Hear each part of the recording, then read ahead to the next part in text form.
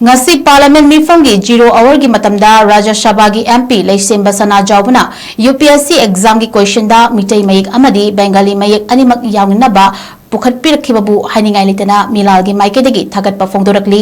MEETEI IROL IYEK लोयना सिलोल अपुनबा लुप मिलाल कांगलेपाकी माइकेइदगी थादोरकपा चेरोल अमदा लमदम असिदा ngasi फावदा लोल अमदी मयेक मपुम फाना चौखटहननबा चंगसिलकपा खोंजंगी मनुंगों चन्ना लिसिंगनिगा मंगागी मतमदुगी लेंगाक्ता तकनदुना लाखिबगा लोइनना अकनबा खोंजंग कया मिलाल अमदी देसामना चंगसिनदुना लाखरबा मतुंगदा मे 19 लिसिंगनिगा मंगादा मणिपुर लेंगाकना यानबा पोरक्तुना लिसिंगनि तरुक्तगी लमदमसिगी महि तंफम सिंगदा क्लास 1 अमदी क्लास 2 दा तंबा होखिदुना ngasi मास्टर की थाक यौखिदुना PhD तौनख्रे अदुबु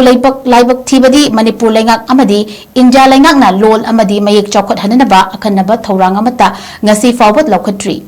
मसीगे मनुंग चन्ना हंतक the ministry of education government of India ना कंडक्ट तौना ओजा लौनबा central teacher eligibility test CTET ना पेपर 1 अमसुंग पेपर 2 खाइदोक्तुना पार्ट 4 अमसुंग 5 हाइना पांगथोकिबा टेस्ट असिदा फॉर्म अमदी क्वेश्चन सिंगदा बेंगाली खक्तगी मयेकना सेमलकपा हाइबसी ख्वाइदगी लाइबक थीबनी मसिदा खलक्तुना ओजा ओरगलब सिंगना ताकपीगदौरिबा मणिपुरी मिटै लोगी सब्जेक्ट असि सुंगसोई सोइदना मिटै मयेक हैबा ओइगदबनी लोइनना इंडिया की ख्वाइदगी वांगबा एग्जाम UPSC सिविल सर्विस तसु मिटै मयेक की क्वेश्चन यावहनदबा हाइबसी ख्वाइदगी लाइबक थीबनी अथुबा मतमदा मणिपुरी लो यावबम इंडिया की एग्जाम खुदिमक्ता मणिपुरी लो की फॉर्म अमदी क्वेश्चन सिंगदा सुंगसोई सोइदना मिटै मयेक यावहनगदबनी हारिबा सिंग असि मरी लेनबा सिंगना मसा मसा की लोल अमदी मयेक चौखटहननबा होटनबदा मरी लेनबा अमता नमथबिदनबा अपील तौरकली लोइनना